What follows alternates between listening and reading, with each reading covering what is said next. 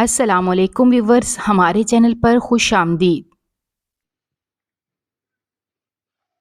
میں سوچ بھی نہیں سکتا تھا کہ وہ رات میری زندگی کی سب سے تاریک رات ثابت ہوگی، اور مجھے بالکل بھی اندازہ نہیں تھا کہ مجھ سے ایک ایسی غلطی سرزد ہو جائے گی جس کا مداوع کرنا مشکل ہی نہیں، ناممکن ہو جائے گا۔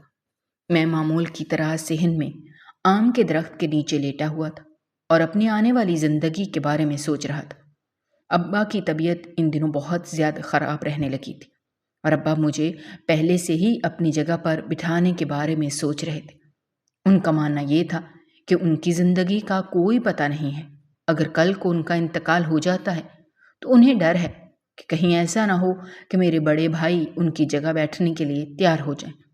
وہ میرے بڑے بھائیوں پر بھروسہ نہیں کرتے تھے، کیونکہ میرے بڑے بھائی حد سے زیادہ لالچی تھے اور پیسوں کے علاوہ انہیں کسی بھی چیز سے کوئی دلچسپی نہیں تھی، جبکہ میرے ابا بہت ہی نرم دل کے مالک تھے۔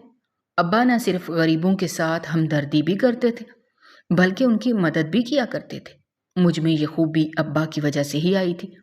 میں بھی ابا کی طرح بہت ہی نرم مزاج تھا اور غریبوں کے لیے اپنے دل میں ایک گرم گوشہ رکھتا تھا، مگر میرے بھائی اپنی ماں پر چلے گئے تھے۔ میری اماں بہت ہی سخت خاتون تھی، وہ اصولوں کی پابند تھی۔ ایک بار اگر وہ کوئی بات کہہ دیتی تو اس بات سے انہیں ہٹانا مشکل ہی نہیں، ناممکن ہوتا تھا۔ یہاں تک کہ ابا بھی کئی بار ان سے عاجز آ جاتے تھے اور ان کے سامنے ہاتھ جوڑ کر ان سے معافی مانگ کر سائڈ پر ہو جاتے تھے۔ اماں کو سمجھانا مشکل ہی نہیں، ناممکن تھا۔ ایک بار اگر ان کے دماغ میں کوئی چیز فٹ ہو جاتی تو پھر کوئی بھی اس چیز کو نہیں نکال سکتا تھا۔ میرے دونوں بڑے بھائی تو ویسے بھی ہمیشہ ہی اماں کی سائڈ لیتے تھے، اور اسی وجہ سے ہی اماں اب ہر جگہ پر اپنی منمانی دکھانے لگی تھی۔ اب اگر انہیں کچھ کہتے تو اماں کے پاس ایک ہی بات ہوتی تھی کہ میرے بڑے دونوں بیٹے میرے ساتھ ہیں، ان کے ہوتے ہوئے مجھے کسی کی بھی نصیحت سننے کی ضرورت نہیں ہے۔ اماں بعد اوقات بہت بدتمیزی کا مظاہرہ بھی کرتی تھی، جسے دیکھ کر مجھے بہت غصہ چڑھتا تھا، مگر میں خاموش رہنے کے علاوہ اور کچھ بھی نہیں کر سکتا تھا۔ دراصل اماں ابا کی پسند کی شادی تھی، یہی وجہ تھی کہ ابا بھی اماں کی بدتمیزی کو برداشت کر جاتے تھے، ورنہ ان کی جگہ اگر خاندان کی کوئی اور مرد ہوتا تو وہ اپنی بیوی کے ساتھ ایسا سلوک کرتا کہ لوگوں کے لیے عبرت کا نشان بنا کر رکھ دیتا۔ خیر، مجھے وہاں پر لیٹے ہوئے تھوڑی ہی دیر گزری تھی جب اچانک ہی مجھے شور کی آواز سنائی دینے لگی۔ شور کی آواز سن کر میں بہت بری طرح سے گھبرا گیا۔ مجھے یوں محسوس ہونے لگا جیسے باہر کچھ بہت ہی غلط ہو رہا ہے۔ میں تیزی سے اپنی چارپائی پر اٹھ بیٹھا۔ میں نے گارڈ کو آواز دی، لیکن وہ میری طرف متوجہ ہی نہیں تھا۔ 2-3 آوازیں دینے پر بھی جب وہ میری طرف نہ آیا تو مجبوراً میں اٹھ کر کھڑا ہوا۔ دوسری طرف شور کیا آواز سن کر اماں بھی تیزی سے کمرے سے باہر نکل آئی تھی۔ اس وقت حویلی میں صرف میں اور اماں جی ہی موجود تھے۔ میرے بڑے دونوں بھائی شہر گئے ہوئے تھے، وہاں پر انہیں کچھ ضروری کام نپٹانے تھے۔ جب بھی شہر جانا ہوتا تھا وہ دونوں ہمیشہ ساتھ ہی جاتے تھے۔ اب بھی ایک دوست کے ساتھ شہر سے باہر موجود تھے۔ جہاں تک میری بیوی کا سوال تھا تو وہ بھی اپنے میکے رہنے کے لیے گئی ہوئی تھی۔ میں نے اماں کی طرف سوالیہ نظروں سے دیکھا اور ان سے پوچھا کہ یہ سب کیا ہے؟ میری بات سن کر اماں میری طرف غصے سے دیکھنے لگی اور مجھے کہنے لگی، نہیں تو مجھے بتا کہ تو مرد ہے یا میں ہوں؟ مجھے ان کا سوال بہت عجیب لگا۔ میں نے اپنا سر کھجاتے ہوئے انہیں جواب دیا کہ ظاہر سی بات ہے، مرد میں ہوں، لیکن رات کے اس پہر اس سوال کا کیا مقصد بنتا ہے؟ میری بات سن کر اماں نے اپنا سر دونوں ہاتھوں میں گرا دیا اور مجھے کہنے لگی، تو باہر جا کر دیکھ کہ کیا ہو رہا ہے۔ میں باہر جاتی کیا اچھی لگوں گی؟ ارے اماں، کبھی تو سیدھے انداز میں بات کر لیا کرو، یہ بات تو مجھے نارمل سے انداز میں بھی سمجھا سکتی تھی، میری بے عزتی کرنے کی کیا ضرورت تھی؟ میں نے منہ بناتے ہوئے کہا، بیٹا، تمہاری عزت افزائی ضروری ہے۔ جب تک تمہاری عزت افزائی نہ ہو تب تک تمہیں کوئی بھی بات سمجھ میں نہیں آتی۔ جب سے تم لندن سے پڑھ کر آئے ہو تب سے تمہارے طور طریقے ہی بدل گئے ہیں۔ میں تو تمہیں پہلے ہی باہر بھیجنے کے چکروں میں نہیں تھی، مجھے پتا تھا کہ تمہارا دماغ خراب ہو جائے گا اور تم اپنی روایات بھی بھول جاؤ گے۔ میں نے ایک گہری سانس لی اور اماں کو کہا کہ اگر آپ کی روایات یہ ہیں کہ دوسروں پر ظلم و ستم کرنا ہے تو مجھے معاف کر دیں، میں کبھی بھی اس طرح کی روایت پر عمل نہیں کروں گا اور نہ ہی ان روایات کو کبھی زندہ رکھوں گا۔ میرا بس چلے تو سب سے پہلے میں انہی روایات کو کچل دوں تاکہ کبھی بھی کسی کے ساتھ زیادتی نہ ہو سکے۔ میں اچھی طرح سے جانتا تھا کہ اماں کو میری باتیں بالکل بھی پسند نہیں آ رہی، مگر میں اماں کے دماغ میں یہ بات بھی ڈالنا چاہتا تھا کہ اب میں مزید کسی بھی قسم کا ظلم برداشت نہیں کر سکتا، اور اگر کسی نے ظلم کا نام لینے کی بھی کوشش کی تو مجھ سے برا کوئی بھی نہیں ہوگا۔ تو بے وقوف ہو گیا ہے، تیرا دماغ چل گیا ہے، تجھے اندازہ نہیں ہے کہ طاقتور بننے کے لیے اور اپنی طاقت دکھانے کے لیے ظلم کرنا لازمی ہے۔ جب تک 2-3 لوگوں کو اچھے طریقے سے سبق نہیں سکھائے گا تب تک کسی کو بھی یہ یقین نہیں آئے گا کہ تو سخت دل کا مالک ہے۔ اب کی بار میں نے اپنا سر دونوں ہاتھوں میں گرا دیا۔ مجھے سمجھ نہیں آ رہی تھی کہ اماں کے دماغ میں یہ خناس کس نے بھر دیا ہے۔ آخر کس نے اماں کو بتا دیا ہے کہ جب غریبوں پر ظلم کریں گے تبھی لوگوں کو یہ یقین آئے گا کہ ہم بہت طاقتور ہیں۔ میرے نزدیک طاقتور انسان وہ ہوتا ہے جو ہر کسی کے ساتھ ہمدردی کرے، جو مصیبت کے وقت میں لوگوں کے کام آئے، جو لوگوں کی مشکلات کو دور کرے اور ہمیشہ ہی برے وقت میں ان کے ساتھ رہے۔ اماں جس طاقت کی بات کر رہی تھی میں اسے طاقت نہیں بلکہ اسے لعنت کہتا تھا۔ آخر یہ کیسی طاقت ہوئی کہ کسی انسان پر ظلم کر کے اس کا مذاق بنا کے دوسروں کے آگے انسان خود بڑا بن جائے۔ میری اپنے بھائیوں سے اکثر اسی بات پر بحث ہوتی تھی اور ہمیشہ ہی میرے بھائی میرے پاس سے اٹھ جاتے تھے اور مجھے یہی کہتے تھے کہ تو کبھی بھی بڑا نہیں ہو سکتا اور نہ ہی کبھی تیرا دماغ سیاسی بن سکتا ہے۔ میں انہیں یہی جواب دیتا تھا کہ مجھے سیاسی بننے کی ضرورت ہی نہیں ہے، میں جیسا ہوں اپنے حال پر خوش ہوں اور میں شکر ادا کر رہا ہوں کہ اللہ تعالیٰ نے مجھے ایک دل سے نوازا ہے، اور اگر میرے سینے میں دل کے بجائے پتھر ہوتا تو شاید اس سے زیادہ میری دنیا تو بن ہی جاتی لیکن میری آخرت تباہ ہو جاتی۔ میں اچھی طرح سے جانتا تھا کہ یہ دنیا فانی ہے اور اس دنیا میں آنے کا مقصد ایک ہی ہے، دوسروں کے ساتھ ہمدردی کی جائے اور اللہ تعالیٰ کی عبادت کی جائے۔ اس کے سوا اس دنیا سے لگاؤ صرف اور صرف اپنی ذات پر ظلم ہے۔ میں جب اس طرح کی باتیں گھر والوں کے سامنے کرتا تو میرے ابا بہت خوش ہوتے تھے، ان کا سر فخر سے بلند ہو جاتا تھا اور وہ مجھے اپنے سینے سے لگاتے ہوئے بہت فخر سے کہتے تھے، دیکھو اس بچے کی پرورش میں نے کی ہے اور دیکھو کتنی اچھی پرورش ہے۔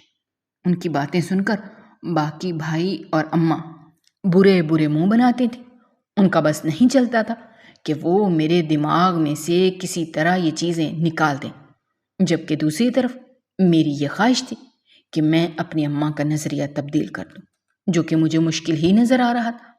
جب سے میں یہاں پر آیا تھا تب سے ہی مجھے ان کی باتیں سننے کو مل رہی تھی، ہر وقت ہی وہ مجھے تانے دیتے رہتے تھے۔ جن چیزوں میں مجھے ذرا بھی دلچسپی نہیں تھی وہ مجھے ان چیزوں میں گھسانے کی کوشش کرتے تھے۔ جب میں ابا کے پاس جا کر شکایت لگاتا تھا تو میرے بھائی میرا مذاق بناتے تھے اور مجھے بچہ بچہ کہہ دیتے تھے۔ مجھے ان کی باتوں سے برا تو محسوس نہیں ہوتا تھا لیکن ایک خلش سی تھی جو دل میں پیدا ہو گئی تھی۔ چل اب یہاں پر کھڑا میرا منہ کیا دیکھ رہا ہے، جلدی سے باہر جا کر دیکھ کیا ہو رہا ہے، مجھے تو لگ رہا ہے کوئی نئی مصیبت آ گئی ہے۔ اماں خدا کے لیے کبھی تو کوئی اچھی بات منہ سے نکال لیا کرو، مجھے یقین ہے ایسا ویسا کچھ بھی نہیں ہوگا۔ چلو اب جلدی سے تم کمرے کے اندر چلی جاؤ، میں تمہارے لیے کسی بھی قسم کا رزق نہیں لے سکتا۔ مجھے اچانک ہی اپنی اماں کا خیال آیا جو اس وقت گھر سے باہر جھانکنے کی کوشش کر رہی تھی۔ اس میں کوئی شک نہیں تھا کہ میری ماں بہت بہادر عورت تھی۔ مجھے صرف اور صرف ایک بات سے تنگی تھی اور وہ بات یہ تھی کہ میری ماں کے سینے میں پتھر تھا، جبکہ میں چاہتا تھا کہ ان کا دل نرم ہو جائے، وہ باقی لوگوں کے ساتھ نارمل سلوک کرنے لگے اور عورتوں کی عزت کرنے لگے۔ میری ماں کو میں نے آج تک گاؤں کی کسی بھی عورت سے سیدھے منہ بات کرتے ہوئے نہیں دیکھا تھا۔ وہ جب بھی عورت سے بات کرتی تھی ان کا چہرہ غرور کی وجہ سے سرخ ہو جاتا تھا اور ان کی گردن اکڑ جاتی تھی۔ کبھی کبھار تو مجھے ان کا یہ غرور دیکھ کر خود خوف محسوس ہوتا تھا، کیونکہ تاریخ میں جس نے بھی غرور کیا اس کا سر ہمیشہ ہی کچلا گیا۔ میں نہیں چاہتا تھا کہ میری ماں کے ساتھ کچھ بھی ایسا ویسا ہو، اور میں یہ بھی نہیں چاہتا تھا کہ میری ماں عبرت کا نشان بنے۔ میں چاہتا تھا کہ میری ماں ایک سادہ زندگی گزارے اور بہت ہی عزت کے ساتھ اس دنیا سے رخصت ہو، مگر جیسے اماں کے حالات نظر آ رہے تھے انہیں دیکھ کر بالکل بھی نہیں لگتا تھا کہ یہ سب کچھ ہونے والا ہے۔ تمہیں میری فکر کرنے کی ضرورت نہیں ہے، مجھے کچھ بھی نہیں ہوگا، تم بس جلدی سے باہر جا کر دیکھو کہ آخر باہر کیا ہو رہا ہے۔ اماں کو اب بہت زیادہ تجسس ہونے لگا تھا۔ میں تیزی سے حویلی کے دروازے سے باہر نکل گیا۔ میں نے دیکھا کہ وہاں پر میرے ملازم ایک شخص کو پکڑ کر بہت بری طرح سے پیٹ رہے تھے۔ میں بھاگتا ہوا ان کے پاس گیا اور اس شخص کو ان سے آزاد کروایا۔ میں نے انہیں چلاتے ہوئے کہا کہ یہ کیا طریقہ ہے؟ تم کیسے کسی معصوم انسان پر ظلم کر سکتے ہو؟ تمہیں اس چیز کی اجازت کس نے دی ہے؟ میری آواز سن کر وہ تمام لوگ ہی بالکل خاموش ہو گئے۔ یوں لگ رہا تھا جیسے انہیں سانپ سونگھ گیا ہو۔ میں تیزی سے اس شخص کے پاس گیا جس کو وہ بہت بری طرح سے پیٹ رہے تھے۔ اس سے پہلے کہ میں اس سے اس کی خیریت دریافت کرتا اور اسے کسی بھی قسم کی کوئی تسلی دیتا، میرے قریب کھڑا میرا آدمی بول پڑا، سرکار خبردار جو آپ نے اس کے ساتھ کسی بھی قسم کی ہمدردی جتانے کی کوشش کی، ورنہ میں بڑے سرکار کو آپ کی شکایت لگا دوں گا کہ آپ دشمنوں کے ساتھ ملے ہوئے ہیں۔ میں پہلے تو اس کی اس قدر جرت پر حیران ہوا۔ وہ آدمی مجھے خبردار کر رہا تھا، اگر میری جگہ پر بھائی ہوتے تو ابھی اسے زندہ زمین میں گاڑ دیتے، مگر میں ایسا نہیں کر سکتا تھا۔ میں نے بہت ہی تحمل کا مظاہرہ کیا اور اس سے کہا کہ شاید تم بھول گئے ہو کہ میں تمہارا مالک ہوں اور تمہیں وہی سب کچھ کرنا ہے جس کے لیے میں تمہیں کہوں گا۔ میں یہ الفاظ ادا تو نہیں کرنا چاہتا تھا کیونکہ میں جانتا تھا کہ یہ الفاظ کفریہ ہیں، لیکن فی الحال ان لوگوں کو یاد دلانے کے لیے مجھے یہ سب کچھ کہنا پڑا۔ بعد میں مجھے بہت زیادہ شرمندگی کا احساس ہوا۔ سرکار میں ٹھیک بات کہہ رہا ہوں، یہ ہمارے دشمن ہیں۔ آپ کو نہیں پتا، انہوں نے نہ صرف ہمارے پانی کا نالہ توڑ دیا ہے بلکہ اس کے ساتھ ساتھ انہوں نے ہمارے باغات کو بھی جلا دیا ہے۔ اچانک ہی میری نظر دور لگی ہوئی آگ پر پڑی جسے دیکھ کر میں بہت زیادہ پریشان ہو گیا۔ یہ باغات ہمارے لیے بہت قیمتی تھی اور ان باغات سے ہر سال بہت زیادہ منافع حاصل ہوتا تھا۔ یہ سب دیکھ کر میرے ہاتھ پاؤں پھول گئے۔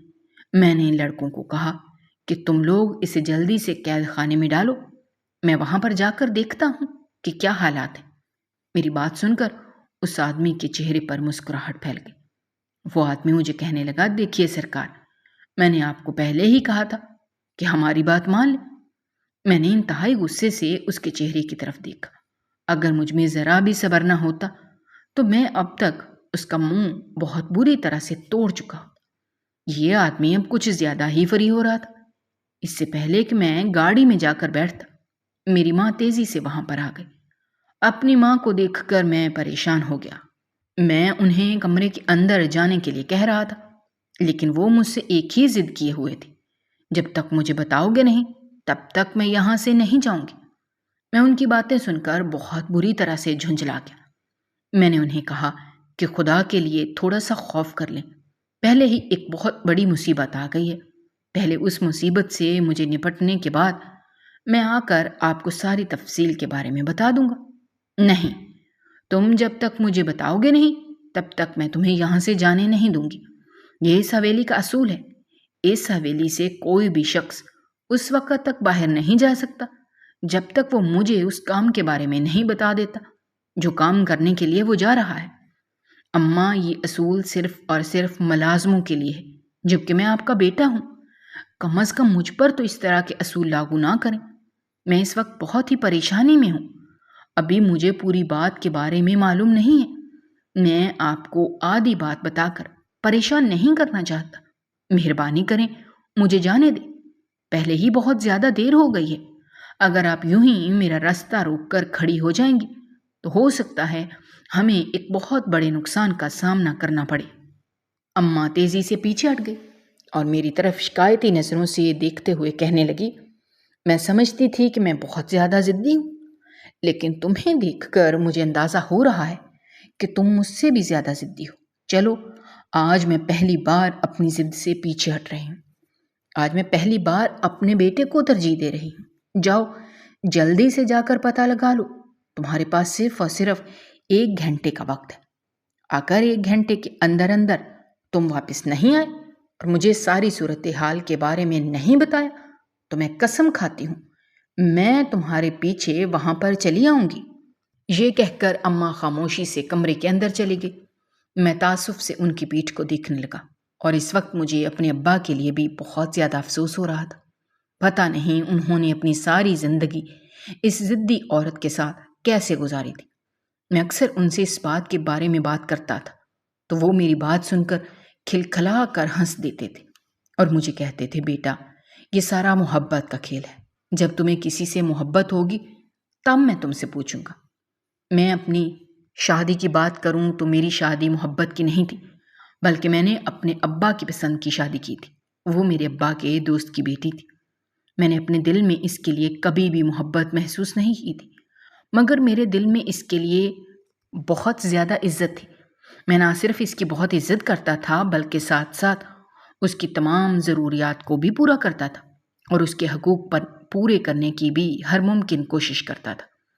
میں ایک اچھی شوہر کا کردار ادا کر رہا تھا، لیکن اگر کوئی مجھ سے یہ سوال کرتا کہ تمہیں اس عورت سے محبت ہے تو میرا دل ہمیشہ ہی نفی میں سر ہلا دیتا تھا۔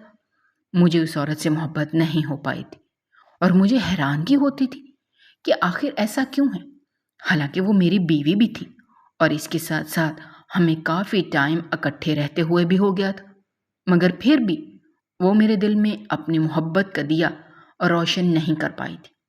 دوسری طرف وہ خود ہر وقت ہی مجھ سے محبت کا اظہار کرتی رہتی تھی اور مجھے یہی کہتی تھی کہ میں اس کا عشق ہوں اور جس دن میں اس سے جدا ہو گیا اس دن وہ بھی مر جائے گی۔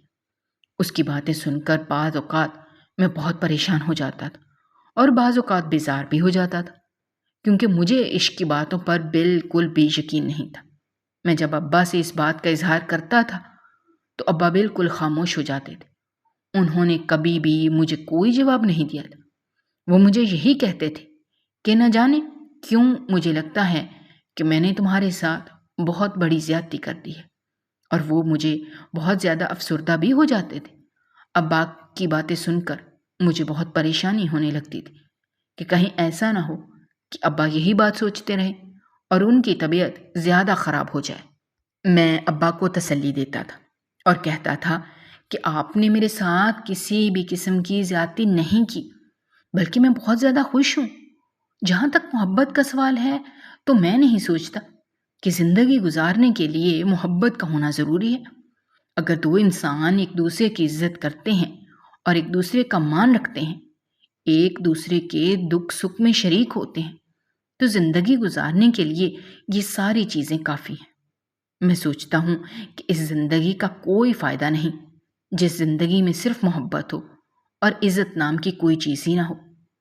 ابا میری باتیں سن کر مسکرا دیتے تھے اور مجھے کہتے تھے، مجھے اپنے ایک ہی فیصلے پر فخر ہوتا ہے اور وہ فیصلہ تمہیں اعلیٰ تعلیم دلانے کا تھا۔ خیر، میں تیزی سے اس جگہ پر پہنچ گیا۔ سامنے کا منظر دیکھ کر مجھے لگا کہ میرے قدموں کے نیچے سے زمین نکل گئی ہے۔ ہمارے باغات اس وقت بہت بری طرح سے آگ میں جل رہے تھے۔ ان باغات پر میرے باپ نے بہت زیادہ محنت کی تھی۔ یہ سب دیکھ کر میری آنکھوں میں آنسو آ گئے۔ میں نے تیزی سے اپنے بھائی کو فون کیا۔ بھائی نے پہلی ہی بیل پر کال اٹھا لی اور مجھے ڈانٹتے ہوئے کہنے لگے، تم کہاں تھے؟ تمہیں اندازہ بھی ہے کہ ہمارا کتنا بڑا نقصان ہو گیا ہے؟ یقیناً بھائی کو بھی خبر مل گئی تھی۔ مجھے شدت سے اپنی غلطی کا احساس ہوا۔ بھائی نے شام کے وقت مجھے باغات میں جانے کے لیے کہا تھا، لیکن میں نے سستی کا مظاہرہ کیا تھا اور اپنے گھر میں صحن میں چارپائی ڈال کر لیٹ گیا تھا۔ مجھے اکیلے کہیں بھی جانے میں مزہ نہیں آتا تھا اور نہ ہی مجھ سے اکیلے کوئی کام ہوتا تھا۔ میں نے سوچا کہ اگلے دن چلا جاؤں گا، آج کے دن تھوڑا سا آرام کر لیتا ہوں۔ مجھے کیا پتا تھا کہ میری غیر موجودگی میں اتنا سب کچھ ہو جائے گا۔ میں نے بھائی سے معذرت کی تو بھائی نے انتہائی غصے سے کہا، اب مجھے تمہاری معافی کی ضرورت نہیں ہے، اب تو مجھے صرف اور صرف اس شخص کی معافی چاہیے جس نے یہ سارا کام کیا ہے۔ اب تم دیکھو کہ اس شخص کے ساتھ میں کیا سلوک کرتا ہوں۔ بھائی کی بات سن کر میں بہت زیادہ پریشان ہو گیا اور مجھے اس شخص کے لیے بھی افسوس ہونے لگا تھا جس نے اپنے ساتھ بہت بڑا ظلم کر لیا تھا۔ وہ نہیں جانتا تھا کہ میرے بھائی کتنے بڑے جلاد ہیں۔ باغات تو بہت بری طرح سے تباہ ہو ہی گئے تھے، اب وہاں پر کوئی بھی امید باقی نہیں بچی تھی، اس لیے میرا وہاں پر کھڑا ہونا فضول ہی تھا۔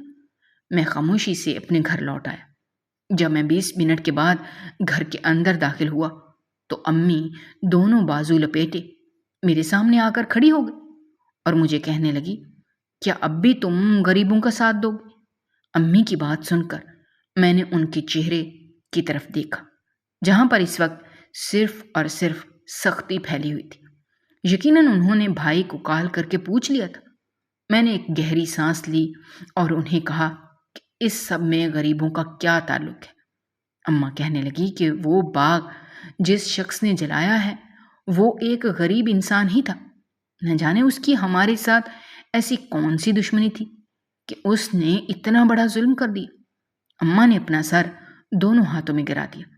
دراصل اماں بھی انہی عورتوں میں سے ایک تھی جنہیں دولت سے بہت زیادہ محبت تھی اور دولت کے معاملے میں اماں کبھی بھی کسی کو معاف نہیں کرتی تھی۔ اماں اب میرے سامنے حساب کتاب لگا رہی تھی۔ نہ جانے کتنے کروڑوں کا نقصان ہو گیا تھا۔ اچانک ہی نہ جانے اماں کو کیا ہوا، اماں تیزی سے وہاں سے اٹھی۔ انہوں نے ہاتھ میں ایک بیلٹ اٹھا رکھا تھا۔ اماں کہنے لگیں، اب تم دیکھو میں اس شخص کے ساتھ کیا سلوک کرتی ہوں۔ اگر تمہیں اس شخص کی چیخیں پورے گاؤں میں گونجتی ہوئی سنائی نہ دیں تو تم میرا نام تبدیل کر دینا۔ اماں کی بات سن کر میں بہت بری طرح سے گھبرا گیا۔ میں اماں کے غصے سے بہت اچھی طرح سے واقف تھا۔ مجھے اندازہ تھا کہ اگر ایک بار اماں اس کمرے کے اندر داخل ہو گئی تو پھر اس انسان کی حالت بہت ہی بری ہو جائے گی۔ میں نہیں چاہتا تھا کہ اس کے ساتھ کچھ بھی برا ہو۔ بلا شبہ اس نے ہمارا بہت بڑا نقصان کیا تھا، لیکن اس کی سزا یہ نہیں تھی کہ اسے بہت بری طرح سے پیٹا جائے۔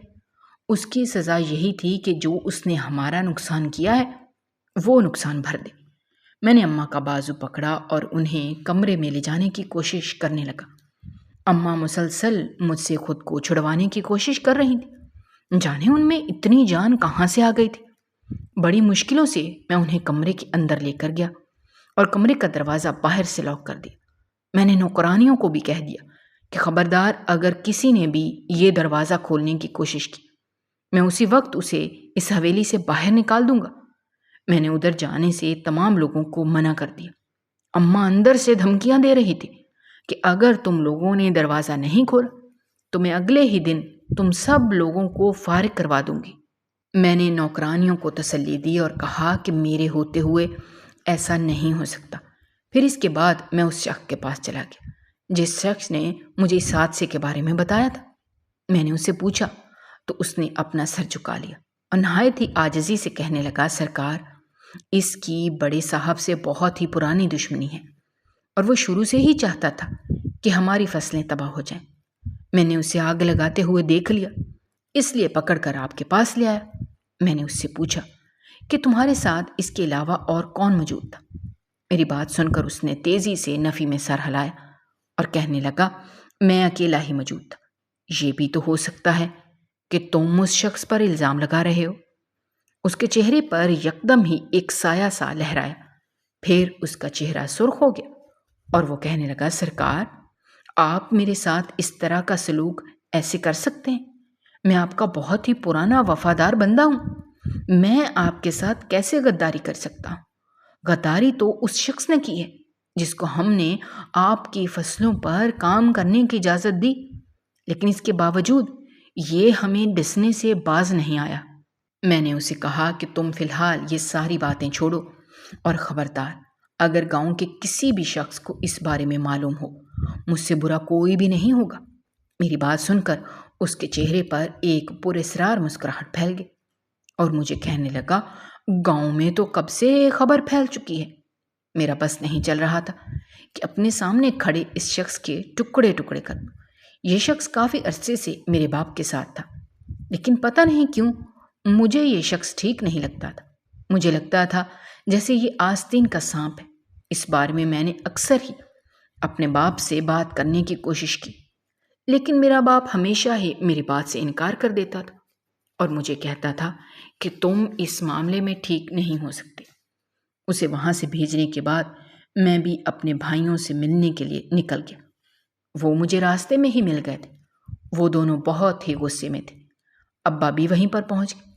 ابا کا بس نہیں چل رہا تھا کہ وہ ابھی اس انسان کو زندہ مار دیں۔ میں نے ابا کو یہ سب کرنے سے منع کیا۔ میں نہیں چاہتا تھا کہ بے گناہ کوئی انسان مارا جائے، مگر اس نے جو گناہ کیا تھا وہ بھی کوئی معمولی گناہ نہیں تھا۔